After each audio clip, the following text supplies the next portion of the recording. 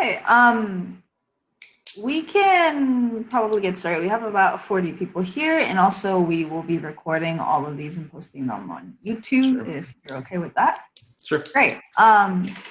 So yeah, we can get this session started. This is Danai. He's an analyst at Duke OIT, and I'll leave you to it. Let me know if you have any technical issues. I will stay here and monitor this whole session.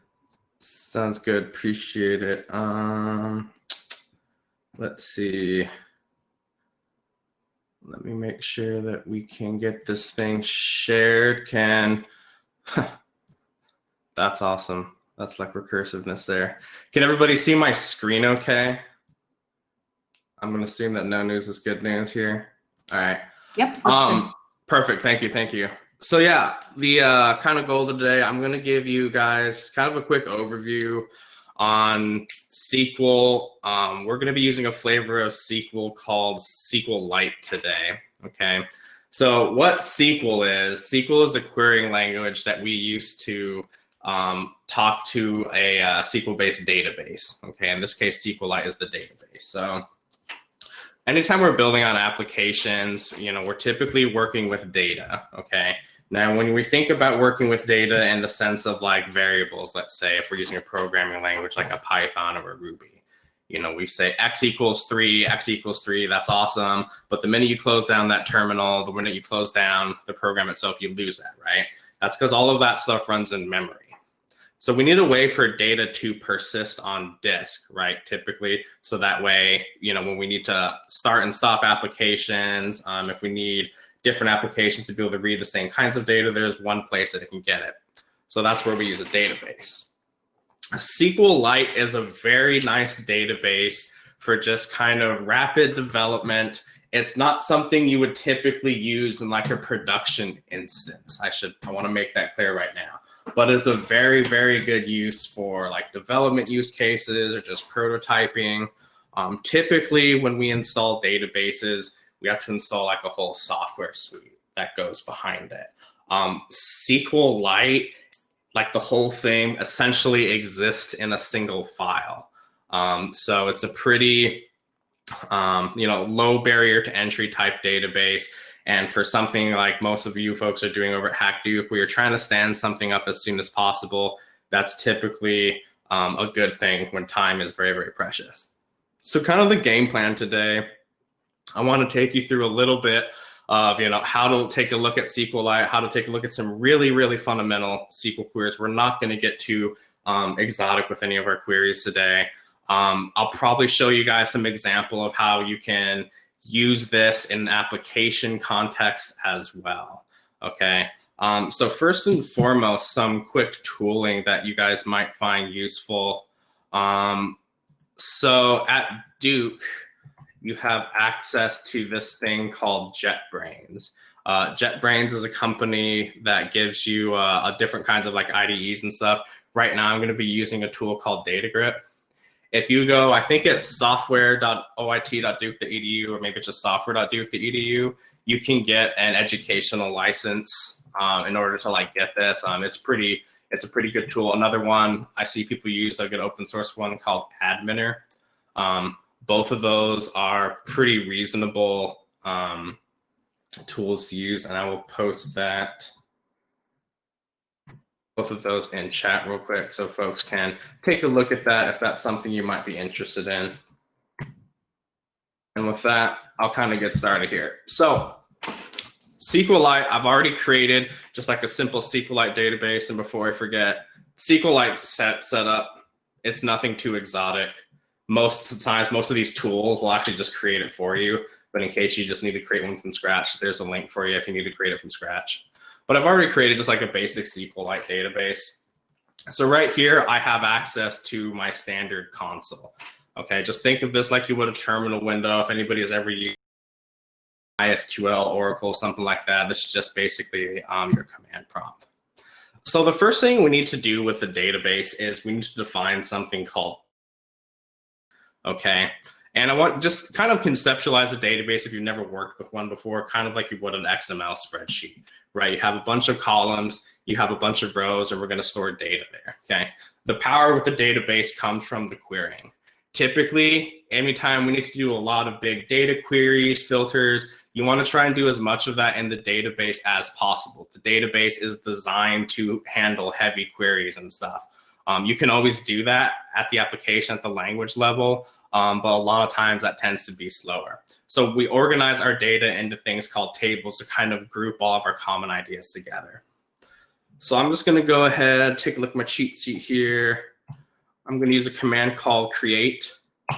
And what do I want to create? I want to create a table, and I'm going to give the table a name. In this case, I'm going to create a table name called animals. Okay.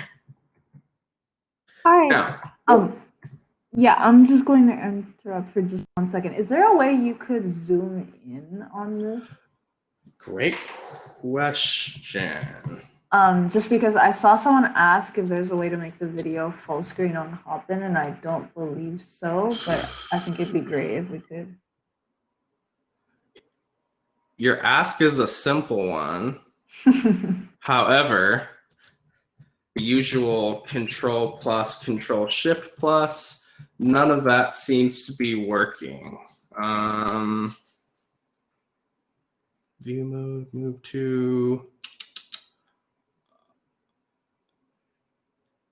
appearance, perhaps. Somebody yell out if I'm staring it right in the face. I don't see.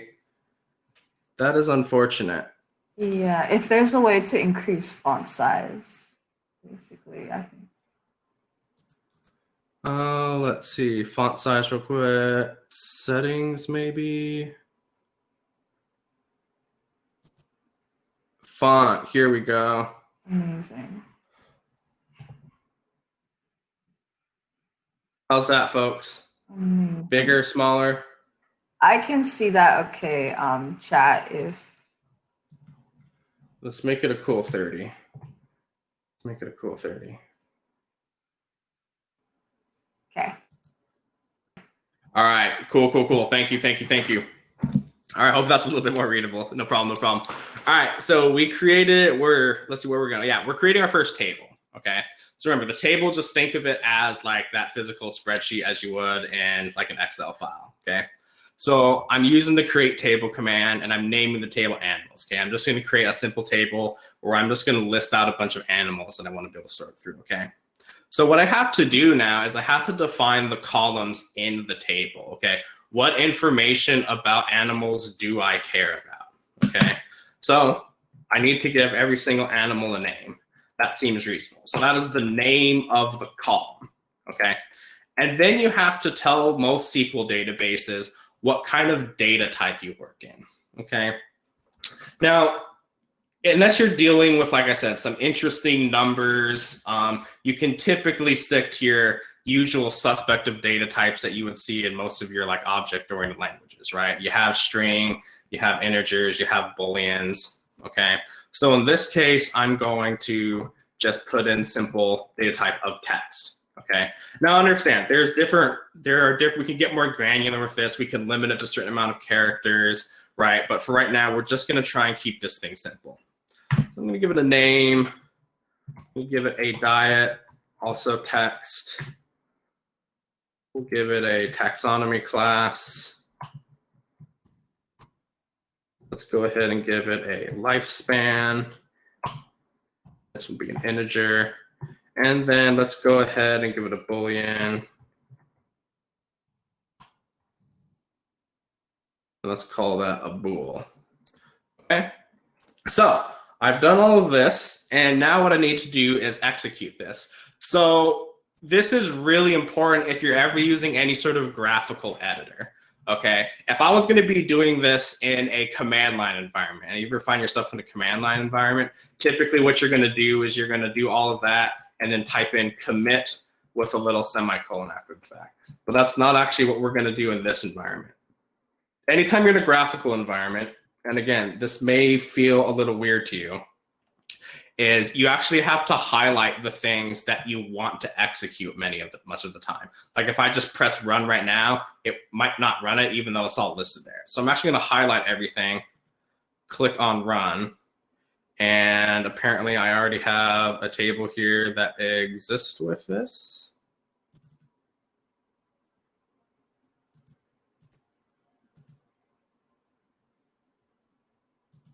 That is interesting. I was actually not expecting that. Table name, blah, schemas, hack Duke. Let's try this. Let's try the good old-fashioned nuclear option. Let's copy this.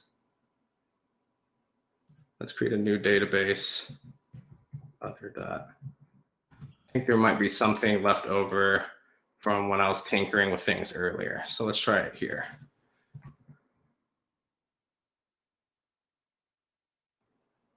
Cool, that looks better.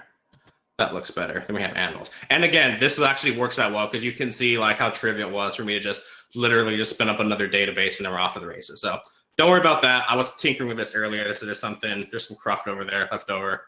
But now we have an animals table, right? So I've got name, diet, taxonomy class, lifespan, and endangered. Here's all the tables I have defined, okay? So if I come back here, let me make sure I get rid of that so I'm not actually in the wrong console. Now I have a table. So the next thing I want to do is I want to put some data into this table, okay? So that's called an insert, typically. So I'm going to go ahead and I'm going to type in insert into animals. Fix my typo back there.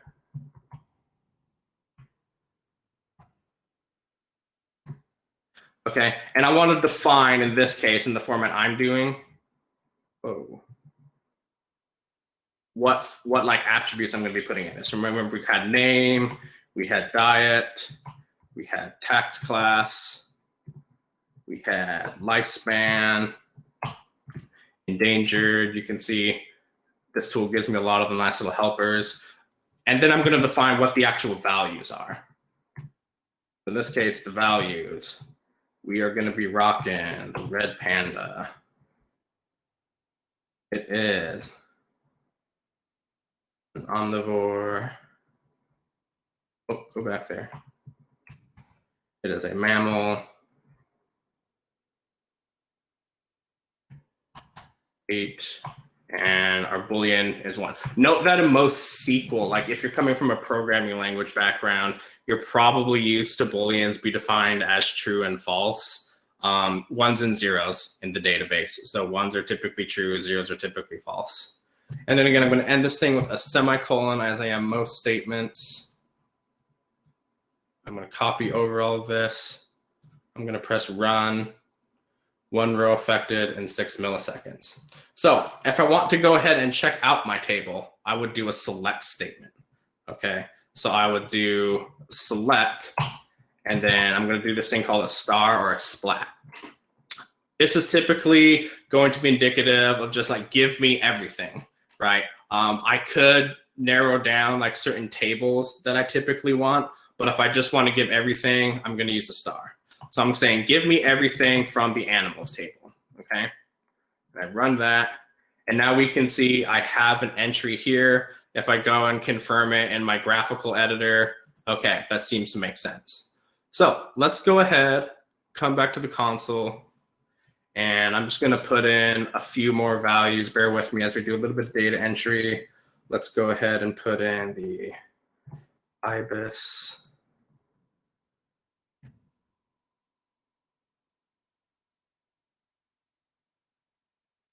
$18. This would be a 0. Run that. Confirm it. Oh, I didn't see it get entered. Let's see what's going on here.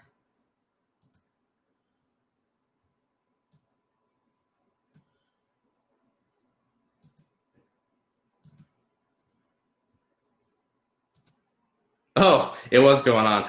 Now we're going to have a lot of IBIS in there, right? I want you guys to note something too. I don't have any sort of like unique constraints on here, right? When we define our database, and you might see some examples of that when we move on to the Python example, we can actually tell it, hey, you know, we are not going to be able to have an animal of the exact same name in here, and it will actually err out on you, right? Instead of letting me click it 5 times like a moron. Sometimes that can be very useful, particularly if you need to do any sort of unique value. So like at Duke, you have like a net ID and a Duke unique ID, which are all unique. So when we create a database, we have to create those with unique values.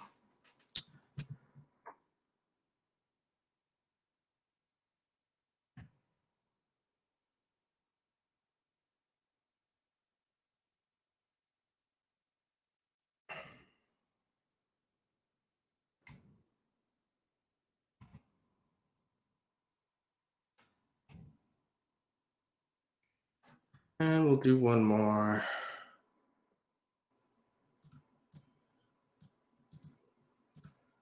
Let's do a beloved corgi.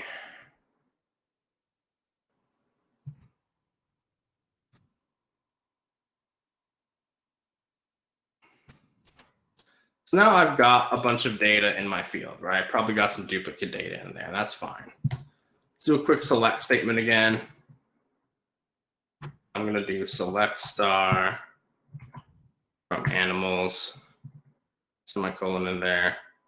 Okay, so cool. I've got a reasonable amount of different things in there. Now, right now I'm querying every single thing underneath the sun, right?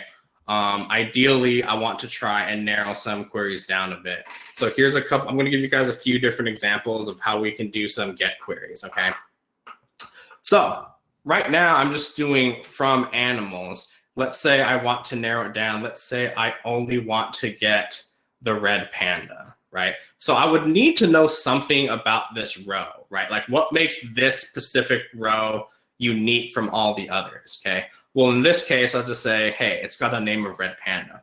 So what we can do is we can do a where clause, and then we can define, hey, I want you to define this thing where name is equal to, and I'll type in red panda. I'll run that. And now I only get one result back, okay? Something to note here, if I ran it like this, I wouldn't get anything back, okay? This equals is a strict equals, okay? It's case sensitive.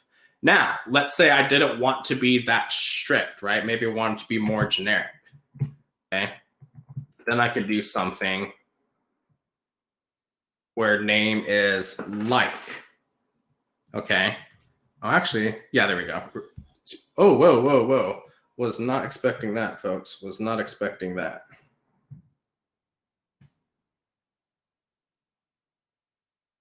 Okay. So the like clause essentially is just going to make that thing case sensitive. One other thing we could do is a wildcard search. Okay. So kind of like we had the idea of this star right here, inside of queries, we can actually use the %sign. Okay. So when I run this, note that I still get red panda. In fact, let me give you something different so that way you can see that it's actually working. I think this should work. Right. So when I do COR and then the %sign, it's basically saying, hey, find something where the name is like COR and then any sort of value after it. And no, I could do beforehand and I wouldn't get anything because there's nothing that starts with anything before COR, right? But I could do something like if I did %sign, %side, and let's say I did PAN like that, okay, red panda, because it's matching on this like PAN right here. I get a wildcard before, I get a wildcard after.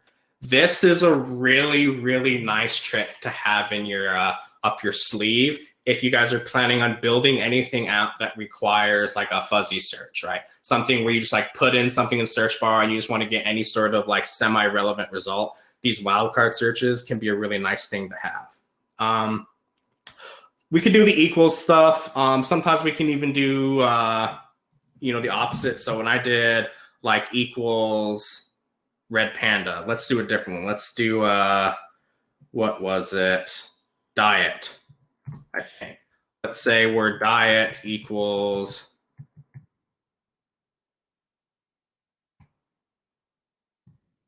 omnivore.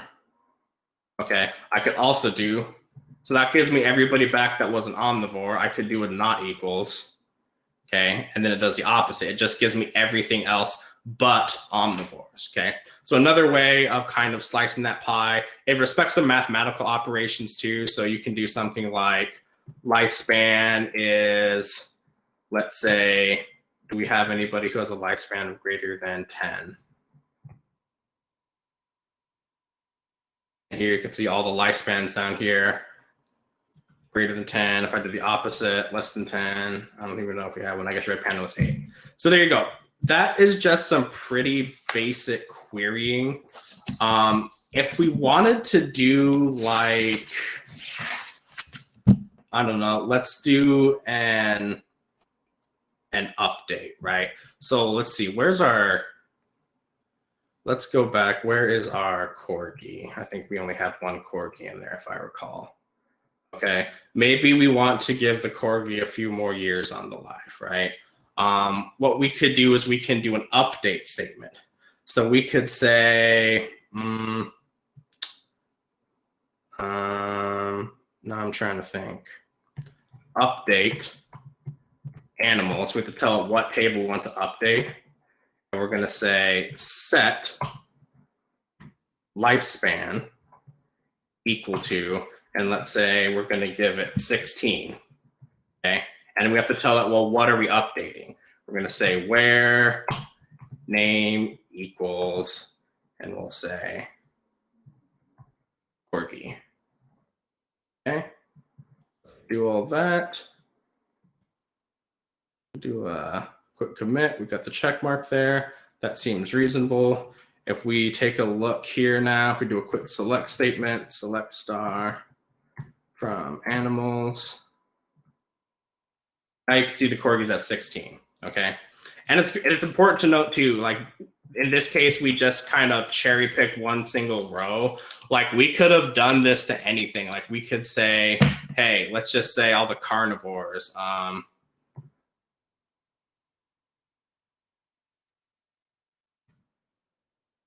They're going to get a lifespan of 16, right? We could totally do that too, and now we have a mass update of things. That's a perfectly valid thing, and a very handy thing if you need to do like group updates. Very handy when you're trying to do things like set admins, or like if you're doing any sort of like mass mail and you need that set an attribute like has read, has not read, a very kind of good tool to use there. So again, this is kind of an example of how you could use SQLite in the raw SQL context, right? And again, I'm showing you a lot of the command line stuff. There's nothing stopping you, especially from the sake of time. Like I could also just come in here and I could just start adding rows if I really wanted to, right? I could just say like, let's say, we've got a croc, carnivore, reptile. These things live forever, don't they? They live forever. Oh, interesting. This one actually gives you drop down true and false.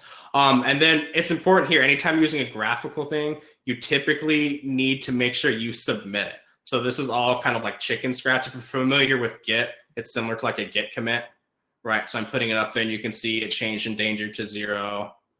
It did everything else right. So nice thing about using these tools, and you can just edit it kind of like you would an XML file as well. So that's kind of an example, again, how we can interact with the database actually directly using some sort of tool, okay? Probably more practically, okay, I shouldn't say practically, but probably more geared towards the use case, what you folks are looking at is you're probably going to be wanting to use it in the context of an application.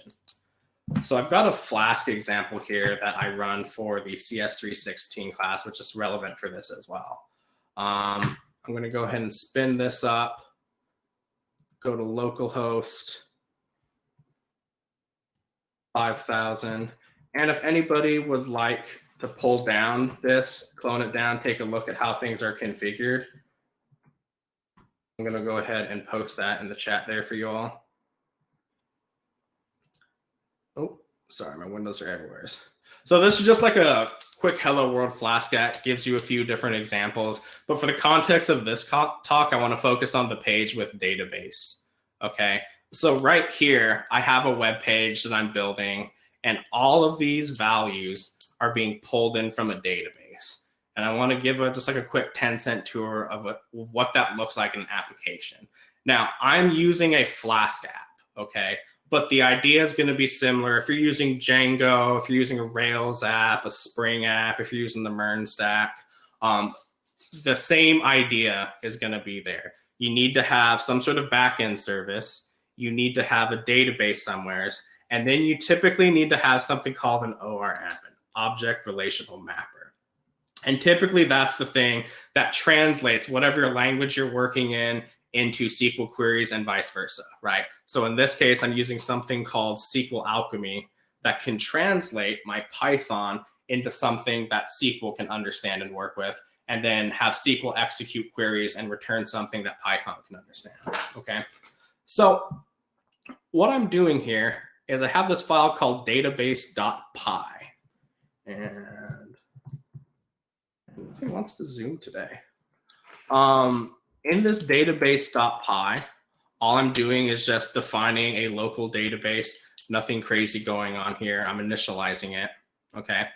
And then in my actual Flask app, you can see I'm importing my database session, right? The database session is what I declared here in this database.py file. So I'm importing my database session, okay?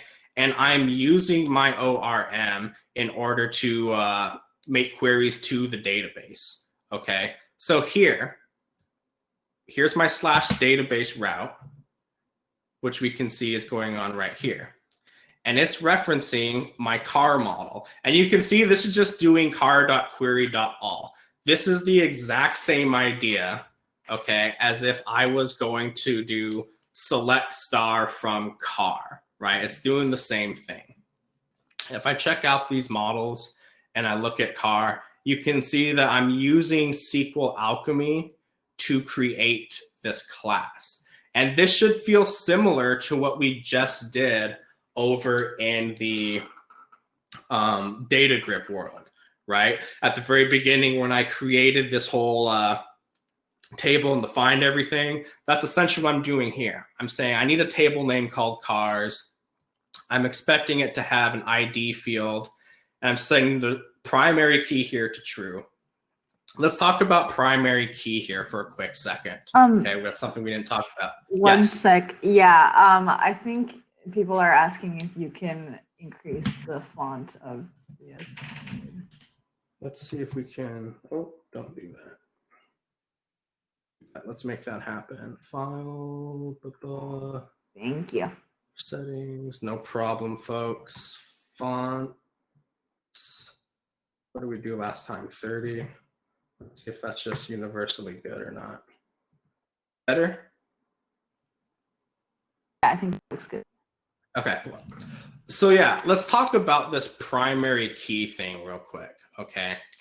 ID is typically something that we use traditionally as a key on our database rows. An ID, sometimes you can just think of it as, hey, what number row is this in the table? ID is important and primary key is important because we need something to make database rows unique, okay? Primary key is typically that something. At its very base, yeah, we could say that ID is a primary key. If you think a little bit more, like enterprise level, think of like your net ID and your Duke unique ID. Those are things that are unique to you. There's no other duplicates of it, so it's a primary key, okay? Primary keys should be unique in theory, okay? And they're typically what's used to reference your database the quickest way possible, okay? Think of like if you had a deck of cards, okay? If you had 52 cards and I told you I need you to grab a card out of that deck, okay? It's gonna be a lot easier for you to grab that card if they're all ordered by something versus if it's just randomly shuffled, right? So if I said, hey, I need you to order this thing numerically, and that's what this primary key aims to do, it's going to be much quicker for you to grab that, and that can increase your query size, okay? Now note, primary key isn't necessarily the thing you always have to search off of. A bit more advanced topic, but worth mentioning, is there's this concept called indexing, and typically I would just need to put index equals true on this to index a field. So like, let's say you have a user table and you wanted to do like, similar thing here. You had ID, primary key true, but let's say you had first name, last name, email address, and you're trying to build a search engine, right? Well, you could certainly have multiple people, named Ashley in your database, right? So you can't necessarily make name a primary key because it can be duplicated. But what you can do is index it, okay? And what indexing does, let's go back to our cards example. Think of this card system, okay? And if I wanted you to find cards in a deck as quickly as possible, what I would probably tell you to do is index it by numbers, suit, and color, right? So that way you have all of your clubs together, all of your hearts together, all of your spades together, right? And inside of all of those, they all go numerically lowest to highest, right? That's essentially what indexing does for you. It makes it so you can search off of a given field much quicker, okay? Make note though, you can't just put an index on every single column. That will actually have the reverse effect. If you just index every single column in your database, it's going to get slower because it's going to be harder to do that. So typically you want to again, the cards example is a really good way to think of it. Think of a couple things that you might be searching off pretty commonly that might have duplicates. That's a very good candidate for an index. But sorry, not to get up too much on a tangent, a little bit out of scope, but worth noting as you guys kind of create some interesting things here. But yeah, right here, all we're doing is we're defining these columns, and this is where the ORM comes in place, right? So like string 20, this is essentially doing what we were doing in our SQL console, right? But it's just saying, I want a string max of 20 characters, In this case, year, technically a number, I'm reading it as a string of 4 characters, okay? And the rest of this is just Python, like you're working with a Python class just like you would anything else, right? But the difference is this Python class is backed by a database, okay? So when I create a new object, it's creating it in my database, okay? And we can see an example of that. I'll see if the interface will cooperate with us. You can see here when we're adding our car, right? I'm getting all the attributes from the form, creating a Python object, and then all I'm doing is adding it and adding, think of it just as we were filling out that row in the table, and committing it is just pushing up to the database and putting it there in history, right? I actually have not run this in quite some time. I'd be curious to see if this actually did something for us. So if I just did like, I don't know, for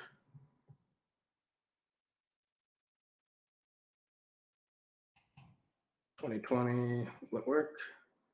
Submit. Yeah, I'm not surprised about that. Some sort of like database error. Oh yeah, because it's a unique constraints. Make is unique. I forgot about that. If we go back to our right here where it says unique true, that's probably like a really bad design for what I'm actually trying to do because you have multiple makes. That's probably a really, really poor design. Don't actually do that when you create something. So if I did something that was all completely unique, so let's say this is Ford 2. Yeah, that one submits just fine, right? And now look, this thing has gone all the way back. It's in the database. If I refresh this page, it's still there, right? If I shut down my server, refresh, okay, now there's no web server running. It's thinking, but it can't find anything. Start my server back up again. Come back to it.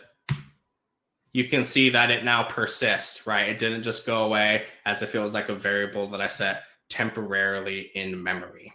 Okay, so yeah, the key here is you're always going to need some sort of ORM, in this case, SQL Alchemy, to do those translations for you to the backend. Okay, and then it's just a matter of, hey, creating what's called a CRUD, right? Create, read, update, delete, adding in all the methods you need to create items in the database, to update items in the database, and then delete them. Okay. That's actually most of what I wanted to talk about. Pretty quick primer. I wanted to leave plenty of time for like questions and discussion and such. What kind of questions do we have about this?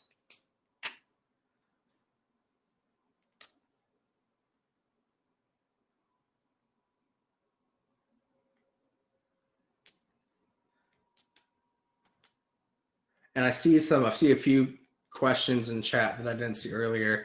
Does the where clause act as a for loop in the back end? A much more efficient one, right? Like one thing that would be just worth trying, you know, when you have the time, like do a very large for loop in a language of your choosing, and then just do a where clause in your database.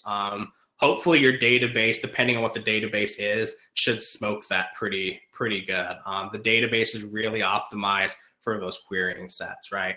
Typically what you want to do is do a big query in your database, right? But then do any sort of like business logic you would need to do in your app stack based off of that query, but do as much filtering in the database as you can.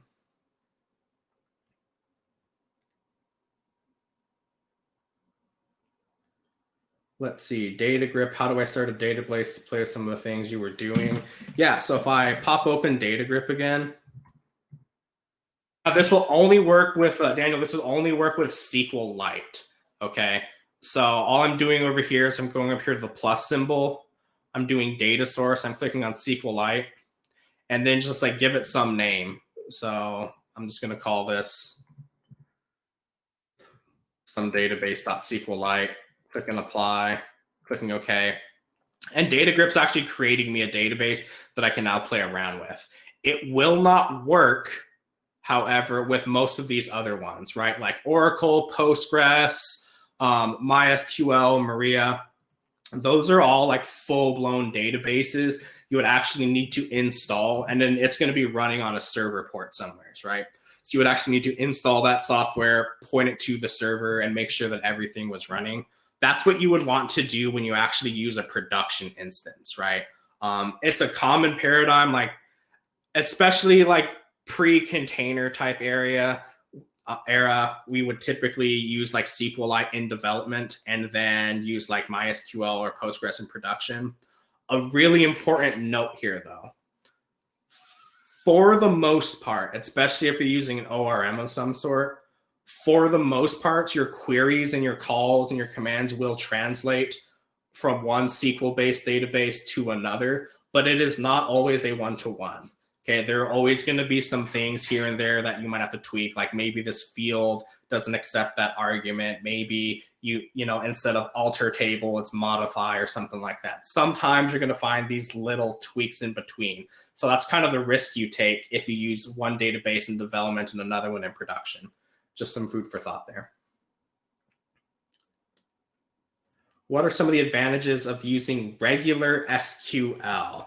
I think when you mean by regular SQL, you mean like this is all SQL. All of this is SQL. The SQL is a querying language. I think what you mean is like a regular database, right? Like a MySQL or Maria. Typically, it's a performance thing, right? You're going to find that like Maria, MySQL, they're going to be able to handle much larger data sets and query much faster, much more efficiently, okay, than a SQLite database is. But the drawback to that is you have to set all that up, right? Like you actually have to get into SQLite or MySQL Maria, get that set up, make sure you have some sort of hosting or make sure like it runs locally. The reason people use SQLite is because it's just a file and there's like not a lot of drama as far as getting it set up. And so it's really good for like tinkering and trying out ideas. But the advantage of using a regular database in development is that you don't have that translation loss that I was talking about earlier, going from a SQLite database to a, quote, production or a real database down the road. Is the database created through the Python script SQL Alchemy? Oh, that's a good question, Matthew. So if I go back to my code here, I actually have a seed test database.py right here. And I am basically creating the SQL database using this. It's a little hard to explain here, but if we look in the database.py, right, import models when it's initializing the database. When I'm importing my models file, it's taking this class and it's saying, if I don't already have a table name called cars with all of these fields in it, I need to create it, okay? Otherwise, I'm just going to leave it as is. So it's creating it based off of the classes I defined. That's a pretty common trend in most ORMs, right?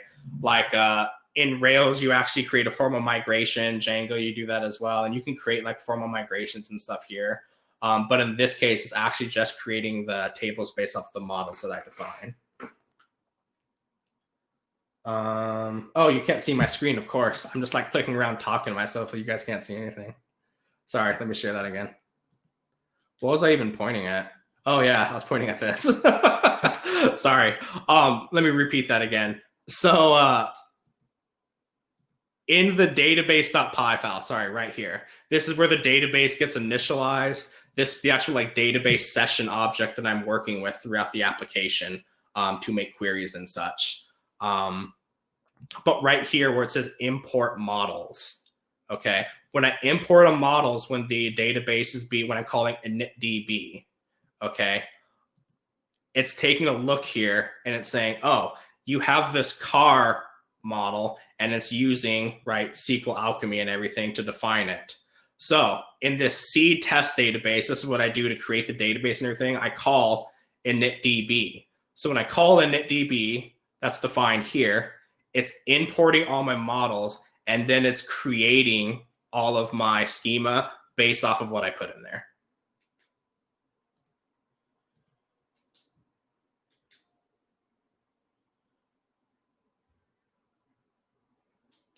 Is there advantage of using DataGrip over micro? No, I mean, there's not really an advantage. DataGrip is just, it's a tool that I'm comfortable with. It's a tool I prefer. It's got good integration with a lot of different databases. I come from, as much as I hate to admit in public, I come from an Oracle database background where I had to use like Oracle database tools.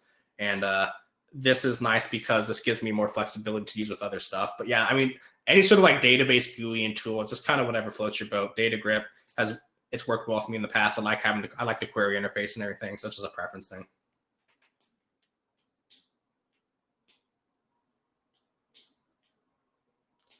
And no, Sqlite does not have a server. Yeah, there is no Sqlite server. Sqlite is all in one file. So if let's see, I'm sharing my screen still. If I look right here, this DB file right here is my database, right? So if I came in here and let's just nuke this thing, why not? And I delete this database permanently. I've now deleted my database.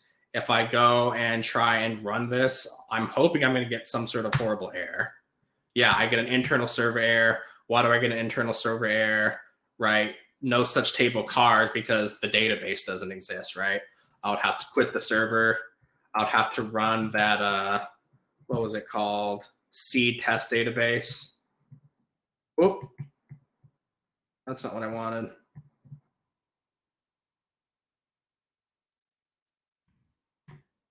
Run that again. Then if I run flask run,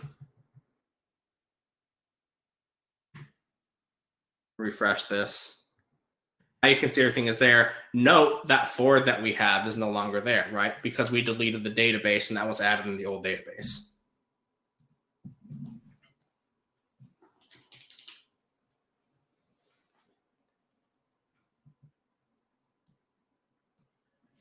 Any other questions about SQLite, different database use cases?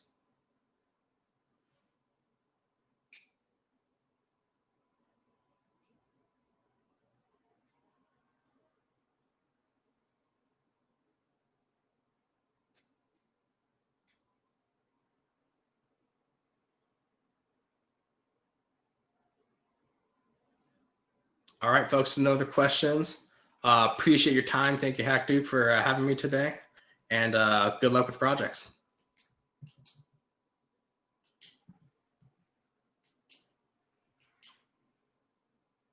You guys can feel free to head out. Keep an eye out for all the announcements in Discord. We have a bunch more programming for you guys. And yeah, thank you guys.